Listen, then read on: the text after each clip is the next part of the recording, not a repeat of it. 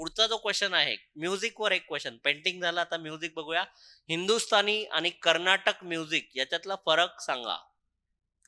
So दोन प्रकारचं शास्त्रीय संगीत भारतामध्ये असतं. एक आहे हिंदुस्थानी क्लासिकल म्युझिक जे उत्तर भारतात असतं, आणि दुसरं आहे दक्षिण भारतातलं कर्नाटक क्लासिकल म्युझिक, शास्त्रीय संगीत. सो भारतातलं जे शास्त्रीय संगीत आहे त्याचे दोन प्रमुख प्रकार पडतात. मुळात हे पण तुम्ही इंट्रो मध्ये लिहू शकता की भारतीय संगीताची सुरुवात कुठे झाली आहे, खूप आधी झालेली आहे. पहिला जो पुरावा आहे तो म्हणजे सामवेद. सो वैदिक काळापासून भारतात संगीताची सुरुवात झालेली आहे. सो पहिली गोष्ट तुम्हाला हे माहित पाहिजे, फरक जेव्हा तुम्ही लिहिता तेव्हा तुम्ही काय करू शकता, टेबल. अगेन फरक जेव्हा कधी विचारला तर टेबल बनवून तुम्ही लिहू शकता. Hindustani music, Karnataka music. Hindustani music जे आहे ते उत्तर भारतात दिसतं, कर्नाटक म्युझिक दक्षिण भारतामध्ये आपल्याला प्रामुख्याने दिसतं.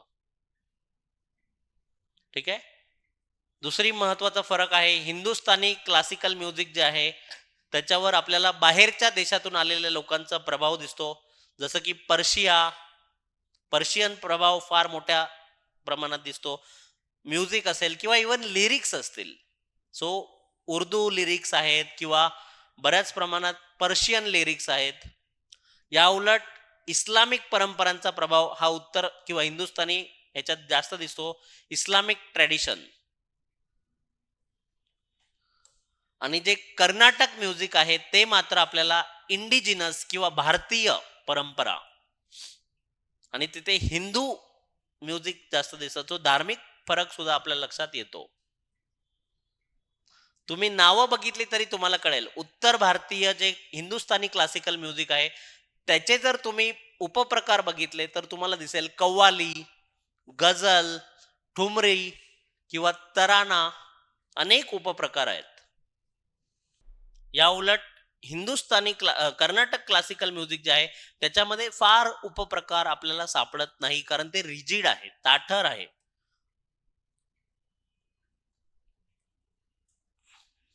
ठीक आहे.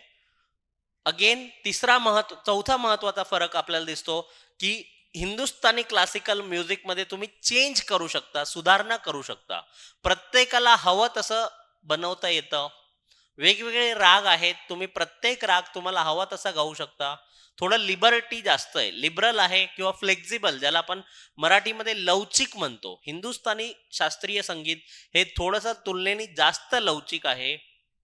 तुम्ही वेगवेगळे त्याच्यात प्रयोग बघू शकता. सो हिंदुस्थानी क्लासिकल म्युझिक तुम्हाला प्रयोग करण्याची अनुमती देतं, आणि म्हणून हे वेगवेगळे लोकांनी प्रयोग केले आणि त्यातून घराणी वेगवेगळी क्लासिकल म्युझिकची घराणी निर्माण झालेली दिसतं आपल्याला. जसं की लखनौ घराणा, किराणा घराणा. ठीक आहे. सो हे जे घराणी वेगवेगळे आहेत, बनारस घराणा, तुम्ही नावं जेवढी शक्य असतील तेवढी लिहिली तर आणखी चांगले मार्क मिळतील. सो तुम्ही चेंज करू शकता, काहीतरी एक्सपेरिमेंट करू शकता हिंदुस्थानी क्लासिकल म्युझिक मध्ये. बट कर्नाटक म्युझिक मध्ये जे साऊथ इंडियन आहे तिथे तुम्ही जास्त चेंजेस करू शकत नाही, कारण ते वेल स्ट्रक्चर्ड आहे, ते ताठर आहे, फार फ्लेक्झिबल नाहीये. So there is less scope for experimenter. So मराठीत ज्याला आपण म्हणतो की जास्त ताठर आहे आणि प्रयोगशीलता थोडी कमी आहे. त्याचं एक स्ट्रक्चर आहे, त्याच स्ट्रक्चरमध्ये तुम्ही ते गाणं अपेक्षित आहे. हिंदुस्थानी क्लासिकल तुम्ही जर शास्त्रीय संगीत बघितलं असेल तर तुमच्या लक्षात येते बऱ्याचदा आलाप वगैरे घेत असतात करत. आता मला येत नाही एवढं, पण तुम्हाला हे कळलं पाहिजे की वेगवेगळे जे आलाप आहेत त्याचे सुद्धा वेगवेगळे प्रकार हिंदुस्थानी म्युझिक मध्ये दिसतात. साऊथ इंडियन म्युझिक मध्ये मात्र तसं दिसत नाही. ठीक आहे. सो हे नीट समजून घ्या, खूप महत्वाचं आहे. ठीक आहे. अगेन राग प्रणाली, नॉर्थ इंडियन हिंदुस्थानी क्लासिकल म्युझिकची सगळ्यात महत्वाची गोष्ट म्हणजे वेगवेगळे राग आहेत. राग म्हणजे काय, तर वेगवेगळ्या प्रकारे तुम्ही ते सेम म्युझिक गाऊ शकता, त्याला आपण राग म्हणतो. म्युझिकल नोटेशन्स जे असतात त्याला राग म्हणतो मराठीत. तर इथे जे हिंदुस्थानी क्लासिकल म्युझिक मध्ये जे राग आहेत ते लवचिक आहेत, तुम्हाला थोडं स्वातंत्र्य देतात, तुम्ही एक्सप्लोर करू शकता. इथे मात्र तसं नाहीये. कर्नाटक म्युझिक शैलीमध्ये संहिता जी आहे, एक स्ट्रक्चर आहे, त्याच स्ट्रक्चरमध्ये त्या संहितेतच तुम्हाला गाणं अपेक्षित आहे. आता हा शब्द लक्षात ठेवा, पाठ करा हवं तर. संहिताबद्ध राग प्रणाली, इथे लवचिक राग प्रणाली आणि इथे संहिताबद्ध राग प्रणाली. अगेन कोणत्या भाषेत हे म्युझिक आहे याच्यात पण फरक दिसतो आपल्याला. हिंदुस्थानी क्लासिकल म्युझिक जे आहे ते आपल्याला मगाशी जसं मी सांगितलं, वेगवेगळ्या ज्या उत्तर भारतीय, जसं ऑब्विस गोष्ट आहे, जर तुमचे त्याचे डेव्हलपमेंटच उत्तर भारतात झाली आहे तर ऑब्व्हियसली भाषा सुद्धा नॉर्थ इंडियन असणार आहे. हिंदी भाषा, ब्रज भाषा, ब्रज म्हणजे त्या काळात म्हटली जायची नॉर्थ इंडियामध्ये, युपी मध्ये ब्रज भाषा, अवधी भाषा, ठीक आहे, उर्दू, पर्शियन, या सगळ्या भाषांमध्ये हिंदुस्थानी म्युझिक आहे. या उलट कर्नाटक म्युझिक जे आहे ते कन्नड, तेलुगू, संस्कृत, तमिळ या साऊथ इंडियन भाषांमध्ये दिसतं.